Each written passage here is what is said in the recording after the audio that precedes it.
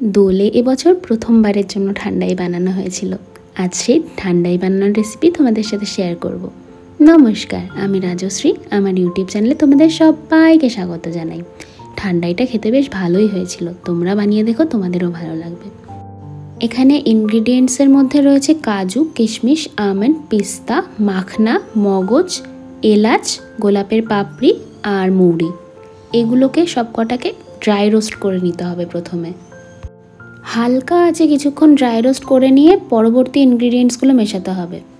এগুলো মোটামুটি 5 থেকে 6 মিনিট মতো লো টু মিডিয়াম ফ্লেমে ড্রাই রোস্ট করে নেওয়া হয়েছে। কিছুক্ষণ পর এতে মোটামুটি 3 চামচ মতো পোস্ত দেওয়া হলো। পোস্ত দিয়ে কিছুক্ষণ ড্রাই রোস্ট করে নেওয়া হলো।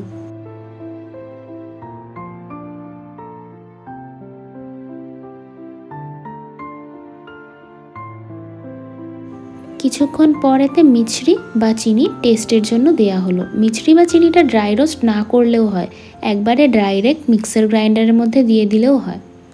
এই যে এখানে ড্রাই রোস্ট করা হয়ে গেছে, তাই জন্য ইনগ্রিডিয়েন্টগুলো মিক্সার গ্রাইন্ডারের মধ্যে নিয়ে নেওয়া হচ্ছে। একটা গুঁড়ো তৈরি করা হবে, পাউডার তৈরি করা হবে, সেটা হবে আমাদের ঠান্ডাইয়ের প্রিমিক্স। এই যে পাউডার তৈরি করা হয়ে গেছে। এবার এর মধ্যে ডেসিকেটেড কোকোনাট বা কোকোনাটের পাউডার যেটা হয় সেটা দেওয়া হলো, নিয়ে আবার আর একবার মিক্সিটা ঘুরিয়ে নেওয়া হবে। তাহলেই তৈরি হয়ে যাবে আমাদের ঠান্ডাইয়ের প্রিমিক্স।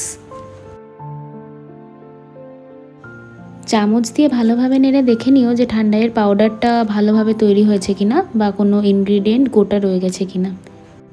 এই যে প্রিমিক্সটা তৈরি হলো, এটা তোমরা স্টোর করে ইউজ করতে পারবে, মানে এটা রেডি টু ইউজ। যখন তোমরা ঠান্ডাই বানাবে তখন বের করে ঠান্ডাই বানিয়ে নেবে, তাহলেই হবে। তাছাড়া এই প্রিমিক্সটা অন্য জিনিস যেমন কুলফি, স্মুদি, পায়েস এই ধরনের জিনিস তৈরি করতেও ইউজ করতে পারবে। ফ্লেভারটা ঠান্ডাইয়ের মতো আসবে। যেটাই বানাবে সেটার মধ্যে এই পাউডারটা দিয়ে দেবে, টেস্ট দেখবে অনেকটা বেড়ে যাবে। এবার ঠান্ডাই বানানোর পালা।